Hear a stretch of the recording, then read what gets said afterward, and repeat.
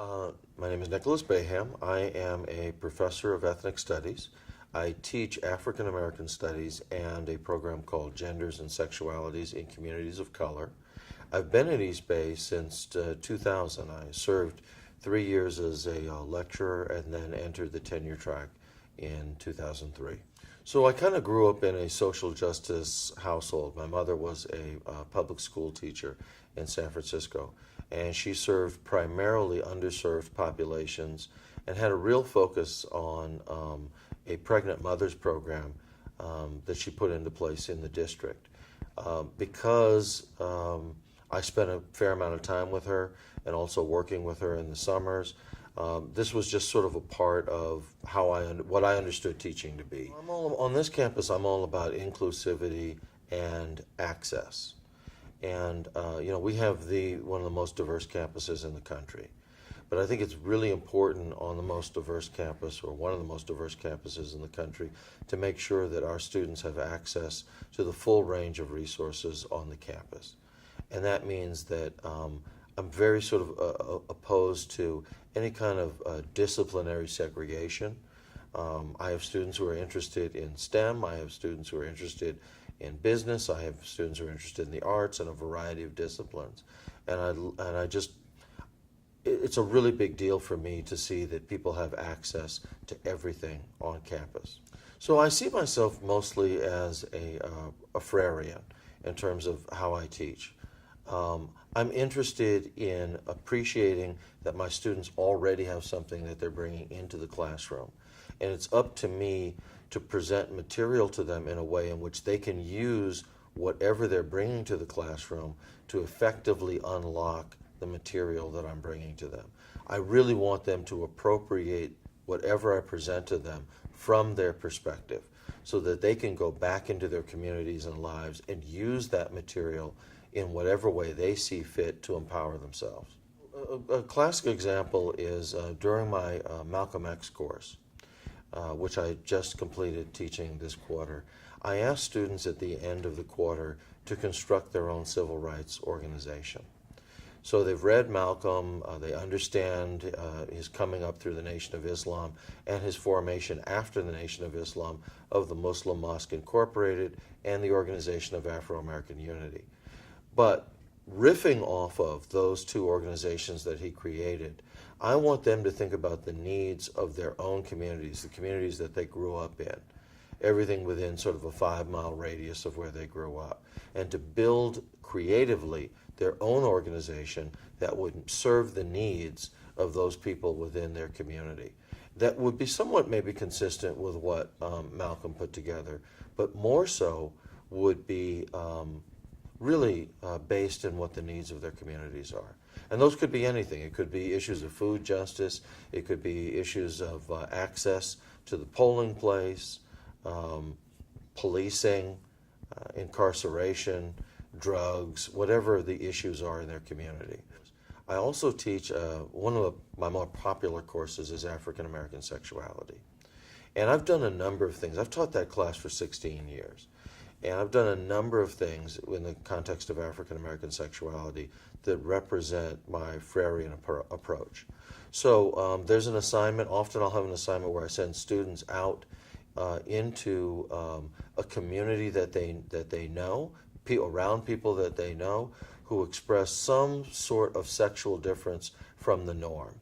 I'm really asking students to engage people that are in their communities, but they've otherwise not really thought about engaging, right? Because maybe the sexual difference has been daunting or intimidating to them on some level. I'm asking them to really engage with them and talk to them. And often what students pick they pick family members. Family members that they want to dialogue with about their sexual lifestyle and that person's sexual lifestyle. So that's one assignment that I've used. In the James Baldwin class, there are a lot of themes that come up in Baldwin's literature. Themes related to love, civil rights, obviously, expatriatism. There's an assignment that I have where I ask students to go out with a camera And now that everybody has a camera on their cell phone, so it's easy to do. To go out with the camera and take shots of the area in which they live, shots that are representative of some of the things, the feelings, and the sentiments that they found expressed in Baldwin's work. And students come back with some very interesting pictures. They're supposed to annotate those pictures as well, and to kind of explain how the photos that they shot reflect some of the themes that they encountered in Baldwin's work.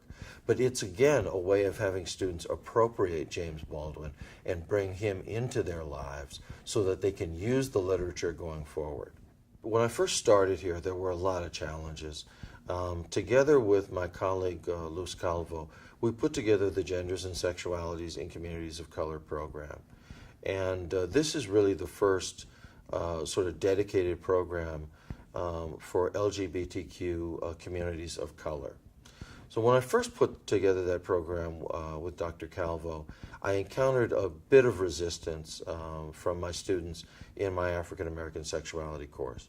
So that the course really became kind of a queer awareness course, if you will. Students came in frequently, they were intolerant. They had certain biases and blocks to dealing with the material. I think that I overcame some of those challenges that I got from students. And by the way, some of those challenges were, they're very deeply emotional for students to have to deal with some of the topics that I was raising. But I think that I began to overcome some of those challenges by bringing a lot of people from the community into the classroom, people that looked like my students, but who were living perhaps markedly different lives than my students were, right? But by being able to talk to people in the classroom who were from their own communities, I found that my students, the boundaries started slipping away a little bit, and people began to understand and to engage in dialogue. I no longer really encounter the same problem with my students, but I still have the same practice of bringing people into the room. So recently, last fall, I brought in a African American woman who independently produces her own feminist pornography. So most of my students have no idea what feminist pornography is in the first place, let alone feminist pornography that comes from the perspective of a black woman or a woman of color. So she previewed pieces of her film, and she talked about the store that she's opened up in Oakland, and also talked about the whole process of filming. And the students were really able to connect with what was different in her work from what they were seeing in the mainstream. So one of the more powerful pieces was that a part of her feminist pornography is about presenting different body types on film and really appreciating and loving those body types. Well, students felt reaffirmed by that. These things weren't presented to them in the context of her film in a fetishistic way. They were presented in a very natural, ordinary sort of way. There's even a scene in one of her films where two lovers they cook food. They cook food for one another, and then they make love. And they actually eat the food in the context of the scene. So students look at that, and it's like, okay, well, that's how I live my life, right? These are the things that I aspire to. And yes, that's really different, and it's really beautiful, and it opens up new thinking.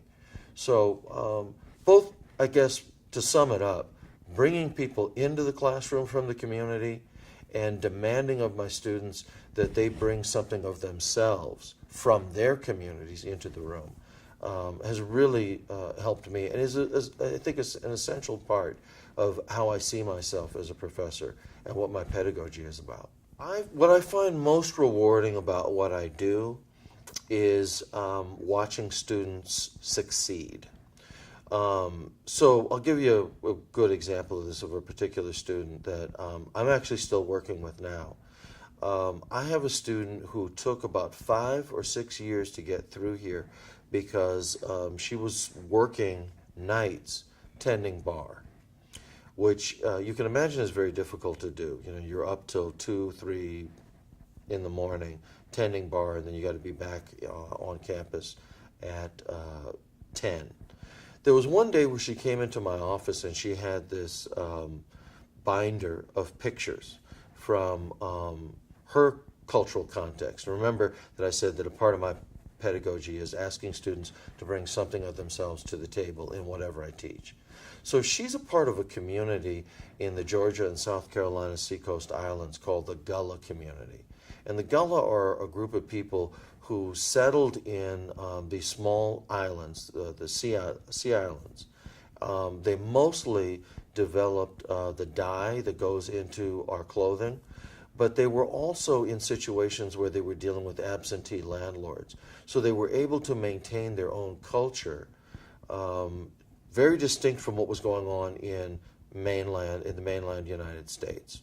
So they're very different. They have their own distinctive language, their own distinctive cuisines. It's very different from the way that other African Americans live their lives.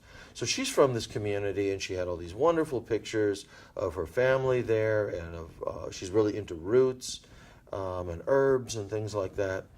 And she was just showing this to me casually. And I said to her, I said, this is beautiful, but I don't know that you understand that you have a life here. So we pursued it for the remainder of the years that she was at Cal State East Bay. That took her into a fully funded doctoral program in environmental sciences at UC Berkeley. I had the privilege only recently of being invited to be on her qualifying exam committee and to help to give that qualifying exam.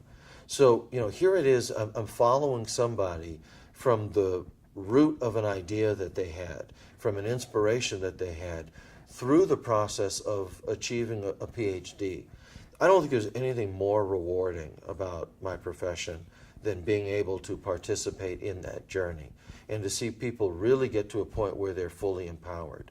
And I could give you thousands of stories about where people were when they came here, what they were struggling with, and watching them empower themselves. And now, after 16 years of being there, of being here, being able to witness my students empowering other people in the way that I empowered them when they were here.